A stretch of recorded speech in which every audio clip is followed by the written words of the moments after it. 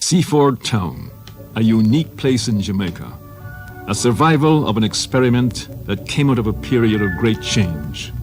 When Jamaica became a free country in the 1830s, the people who ran things felt threatened by the large mass of freed people, the majority, who were now able to decide what they wanted to do and what they wished to become.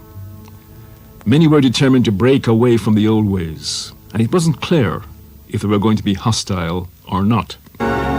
Hoping to create a defense against possible hostility, the legislature decided to bring in migrants, fresh people who had not shared in the trauma of the country's past and who might be expected to be supportive and cooperative. It was hoped that these migrants would live in the interior of the island, establish new towns and work as laborers on mountain estates.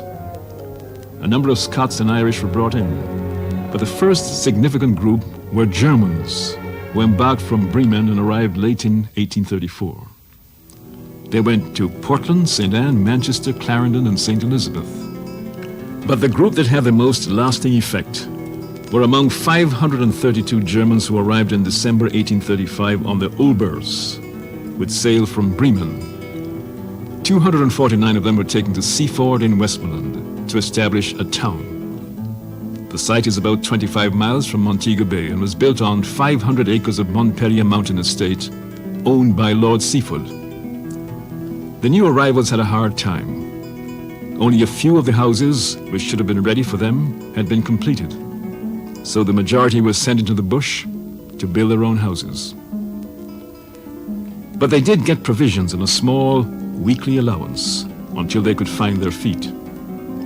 They planted yams, coffee, plantains, cocoa, ginger, sugarcane, and arrowroot, and did pretty well.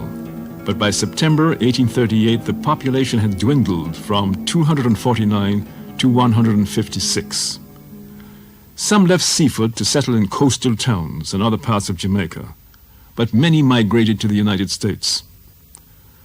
Those who remained have come to occupy a unique position in the Jamaican landscape. Over the years, many have visited Seaford to come to grips with the remains of this tiny German settlement of the past. The Hill and Gully team also went to try to see what had survived. When you reach far down now, Lambs River, one more right and then you come to Seaford soon. Alright. Yeah. Far down the next right hand. My ear lost how much miles? Down, how far down? About 12 down there. About 12 miles? Seaford is not far from here, just down the bottom. We travel straight and you get to this clear return. About a mile down? More than a mile. More than a mile? Oh, 3 miles down. Okay. Is that where you're coming from, too? Yeah, Seaford me coming from now. How far are you going down here? I want to go to the church, the Roman Catholic. Roman Catholic. Well, you go straight down, and after you go down, you see a branch where the butcher stall is, and you just turn up. Okay. Are you from Seaford Town? Yeah. What's your name, huh? Hacker, either Hacker. Hacker. Yeah. All right, ma'am. So I can't lose my way. No, you're on the right track. All right. Yeah. Here is Seaford Town. This is Seaford Town. Oh. I just passed a lady a while ago named Mrs. Hacker, you know her? Mrs. Hacker, you know her? What is your name? Albert. Albert what? Brown. Brown? Uh-huh.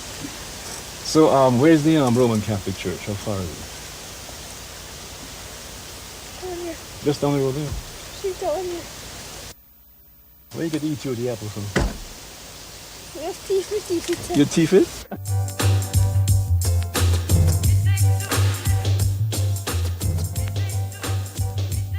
$3 a pound.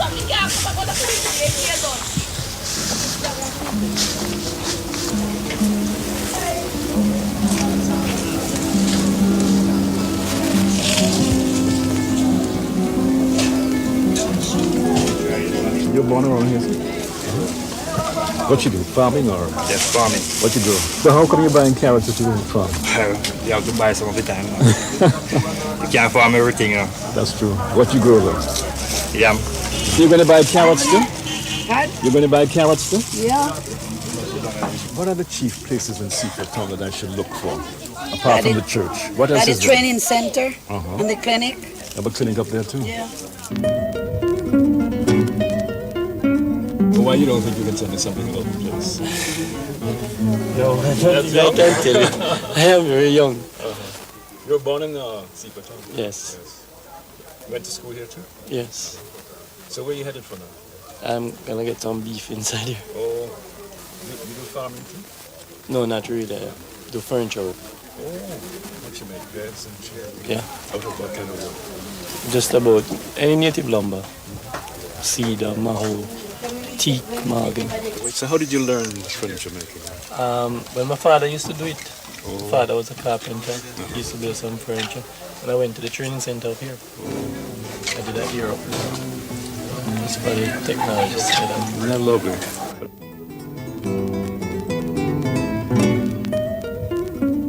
Trying to do a little story on Seaford Town. Okay, why don't we go back to the house? And Oh, you wouldn't mind? Yeah, fine. Okay, we go back.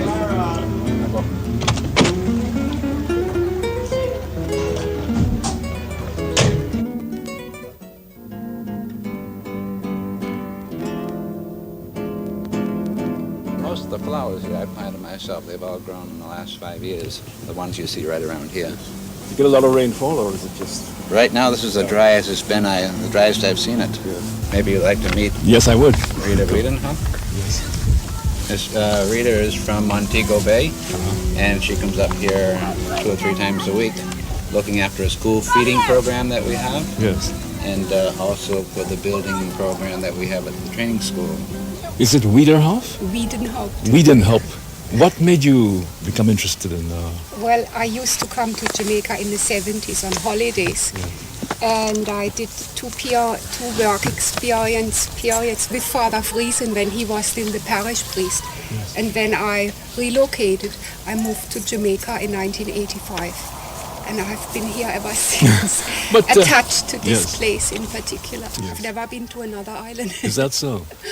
What part of Germany were you originally from? Originally from the southwest part, which is a Black Forest. I'm attached through the Diocese of Montego Bay Yes. to this parish and to Father Victor, and I'm the coordinator and administrator for a Dutch-sponsored school feeding program.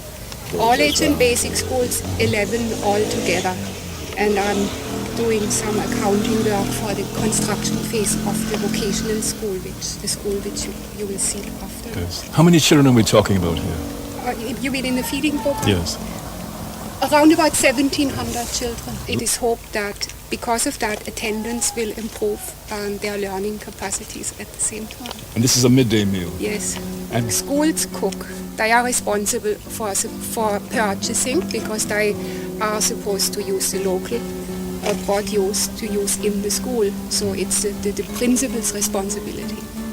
What we do from our end is we finance it and we try to give them some nutrition information. Miss Vera here works at the mission. She's been here much longer than I have been. Yes. She's been working here for 10 years. She worked with Father Friesen for 5, and she's been here with me for 5. Her name is Miss Vera Burley. now how did you get to Seaford? I mean, what brought you here? The principal from the school came to my house sent my son to call me, but I said I'm not coming for maybe he's rude why the teacher calling me. But anyway, I said to him, Brenty, if you know that he's rude and Miss Gardner called me, don't let me go. Well, when I go, I was successful. Yes. She said father wasn't well taken care of.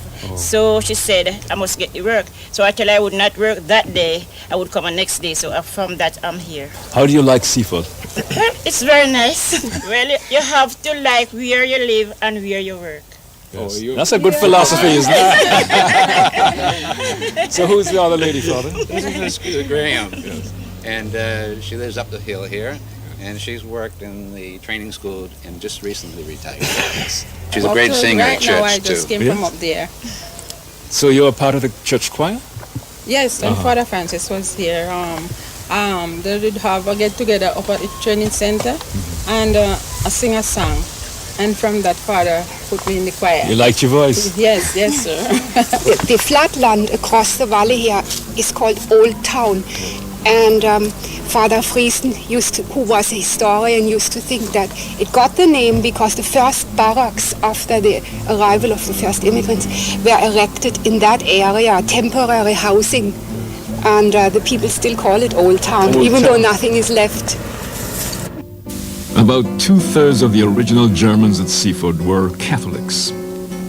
So the Catholic Church came to play a central part in the development and survival of the township. The Sacred Heart Church is a focal point. The original church was built in 1885, and it was blown down by a hurricane around 1910 or 1920, 1910? A hurricane, and rebuilt in 1912 on the same foundation. So it's pretty much the style of the church originally, except for the front part that was added on 25 years ago. Where did the bell come from? I have no idea, but they say the original story is that in that hurricane of around 1912, that it blew the bell 50 feet through the air, which is kind of a big tale, I think, but sounds good, huh? That sounds like a big storm. On the hill is the St. Boniface Vocational Training School. The first phase was built about 10 years ago. Funding was granted by Miserio, a German organization, and it trains young school leavers in the basic trades, masonry, carpentry, sewing for girls, catering, all these basic needs, to make them basically self-sufficient, that when they leave they can find employment or start their own little business. About a year ago, phase 2 started, a year and a half ago, phase 2 started with a further grant from Germany for an extension of the existing facilities. That was about 1 million DM, which is now put into use by extending the school buildings, and also not only buildings, but the period of learning will be 2 years instead of 1 year from now on. Germany supplied the buildings. The church, the Diocese of Montego Bay, supplied the land, and it is a cooperation between Germany and Jamaica in the sense that Jamaica provides training, teachers and maintenance, and Germany provides the building and the machinery and tools. How many students have you got at the vocational training center? 140. 140. All boys? No, it's a co-ed. We have about 60 girls. When the students graduate, do you have any problems placing them at all? How do you go about helping them to find Well, most of them find employment in the Montego Bay and Sablama areas. It's dependent on the skill. In the tourism areas and in garment making, we don't seem to have a problem right now. You seem to have a problem? We don't. What about masons and carpenters and things like that? Masons, little difficulty because the construction industry in Western Jamaica is not too buoyant right now. So the skills that are in most demand in this area is in tourism and garment making to some extent. It must be quite difficult for those of your students who have to walk all the way sometimes from Montego Bay. How do they manage? Well, we have those from Montego Bay actually come by bus, yes. But there are others that come from areas such as Pisgah and Springfield that has to walk. Now these children we're seeing here now, are they all-age school children? Yes, these are all from the Seaford Town All-Age School. The All-Age School also serves as a community center for lack of another building. When they have functions or dances, fundraising, Christmas party, this is where the community meets to celebrate.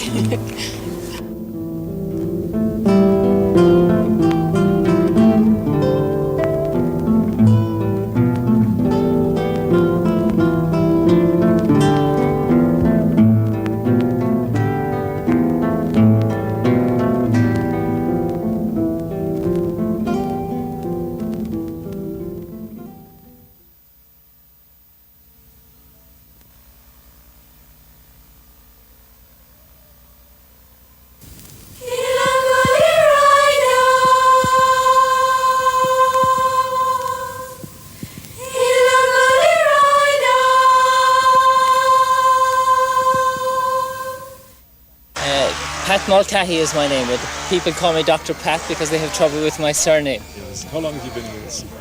I started in July 1990 and I replaced an Irish doctor who'd been here for 2 years prior to that. Dr. Doyle was her name, a lady doctor. The clinic has been here for 6 years and it's been staffed by 5 different doctors up to this time. And we're trying to, when I leave in 2 years' time, we'll be trying to get somebody to replace me. It's a rather rapid turnover, isn't it? It's fairly rapid, but we're having trouble staffing the clinic with Jamaican doctors. Basically, I think because it's a rural area and there are not a lot of opportunities for education and things like that. So it's very hard to get Jamaican doctors here. Obviously, the ideal would be to have a Jamaican doctor working here, but to date, we haven't got any volunteers. Father has advertised it many, many times and he's got no replies at all from any Jamaican doctors. So then he has to go look overseas. Well, initially, I was wishing to do some voluntary work in a developing country and I applied to a central agency in Ireland and in England. And the Columban Fathers, of who the priest here belongs to, his organisation were looking for a doctor for here. So I applied to an agency in Ireland and they asked the agency if they knew of anybody who was interested in working in a developing country, and they contacted us and we interviewed. And the clinic serves an area of probably about a radius of 10 miles, which extends as far as Springfield and Cambridge and over to Betheltown. What do you find you have to deal with mostly? Well, in the chronic illnesses, it's mostly high blood pressure, arthritis, sexually transmitted disease, which is potentially a huge problem in Jamaica because of AIDS. And then acute things, people get a lot of just aches and pains, runny bellies with kids, the usual sort of things that most GPs would see. One of the things that I notice that's different to practice in my country is that there's a very high incidence of diabetes and a very high incidence of high blood pressure, but this is a well-known fact in Caribbean communities in general anyway. Has it got to do with the diet at all, perhaps? Well, certainly they eat plenty of sugar, and starchy food is, people have a misconception that if you're a diabetic that you shouldn't eat starchy foods. The recent evidence is that you should eat starchy foods. It's the simple sugars, like just sugar or sweet things like box drinks and bottled drinks and things like that are bad for diabetes. But yams and potatoes and all that are actually good for diabetics, and we recommend that to diabetics in Western countries now, to be eating potatoes and rice and things like that. The problem with this area is that the public transportation is very poor and the roads are very poor. So the van is to try and assist people in getting to the clinic. A lot of these people would never be able to get to the clinic, and a lot of them die at home because they can't get here. Transportation, if they have to hire transportation, they're looking at $200 to $300 Jamaican dollars to hire a car, and a lot of these people just don't have that sort of money. So there's a nominal fee of $10 charged for the van if people can afford it, and if they can't afford it, they get brought in for nothing, and the same exists for the clinic. Well, I'm here with my wife, who's a physiotherapist, and she works in the clinic also, and we have each other for company, but the people are very friendly, and the climate, of course, is very nice. I come from Ireland, and it's much colder, and it rains much more in Ireland, and we've had the opportunity to see a lot of this island as well, and it's a beautiful island, and I haven't seen it all. So we've been enjoying our stay very much. There's a group called Private Volunteer Organisation who normally would service handicapped children in the area, and so I've been working with them in order to carry out some of the programs that they were doing with the children, so that they can actually have specific treatment rather than have the mother do it all. The rest of the physiotherapy that's available would be just people with sore backs, anyone who had a machete injury to hands, that type of thing. So there's lots of work to be done. It's unusual for them to have a physiotherapist working in a rural community, so it's nice to be able to offer them some service, even if it's only for a short period.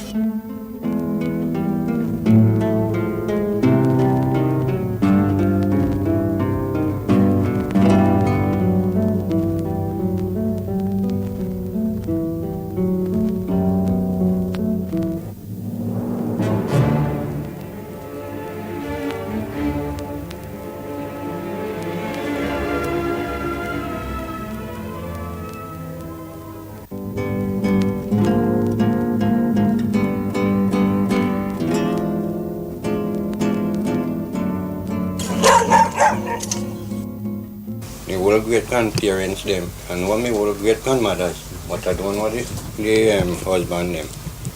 And my father now, and my mother is from the old German them.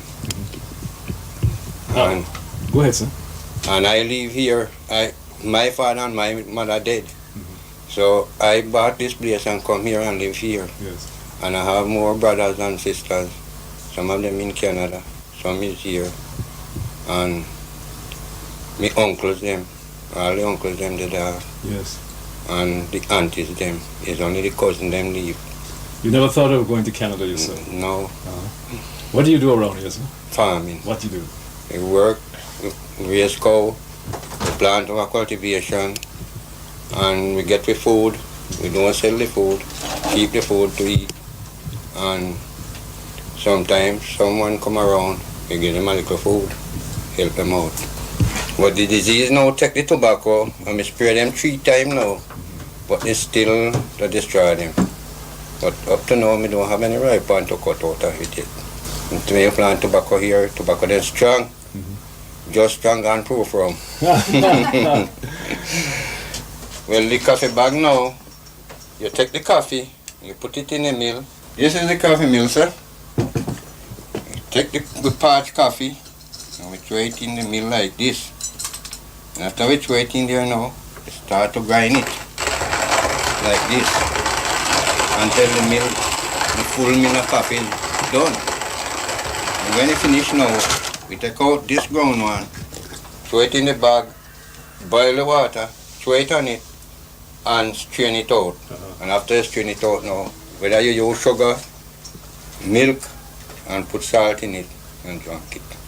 You grow the coffee yourselves? Sometimes I will grow the coffee, but no coffee won't grow around here because they have a thing they call black rotten, kill the coffee.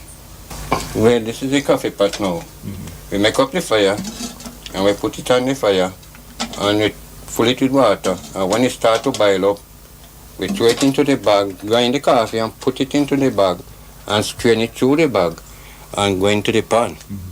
When we have the coffee to pulp, you see that mat out there? Yes. The ripe berry, we pulp it in it, we put it in the sun, we dry it, we trash it, and after we trash it, fan it out. After we fan it out, we have the beer grains left, and we part it in a frying pan on the fire here.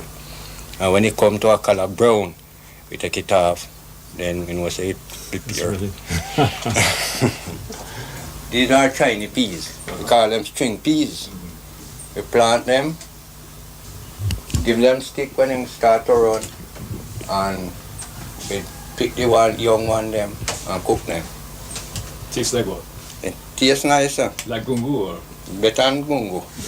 Tastes better than gungu. You built this house yourself? Yes, sir. I built it myself. Without any help, or you got help? Me help. My brother helped me and my uncle. I built it myself. You're a carpenter? This whole part, yeah, I built this. But that part now is my brother and my uncle helped me on that part. So you're a carpenter? Yes, sir. I built plenty of houses. Down to my uncle's house down there, we built it.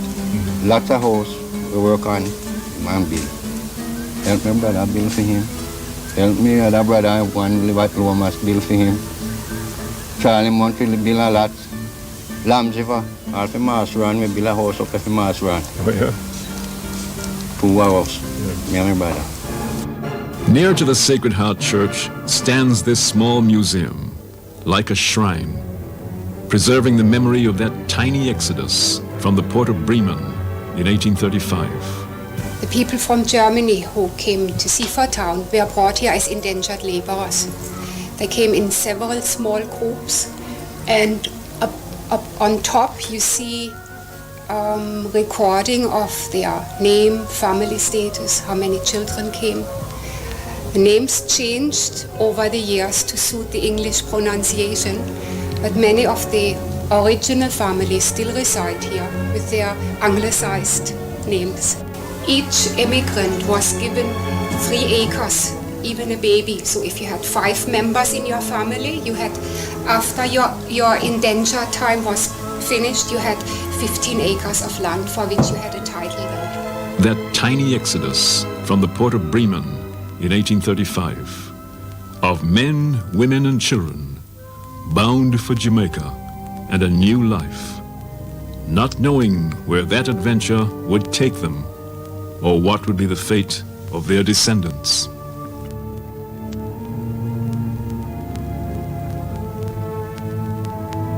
Well, we always work on the museum when the first priest was here, and work with the street. What you did? Well, me do the carpenter work also.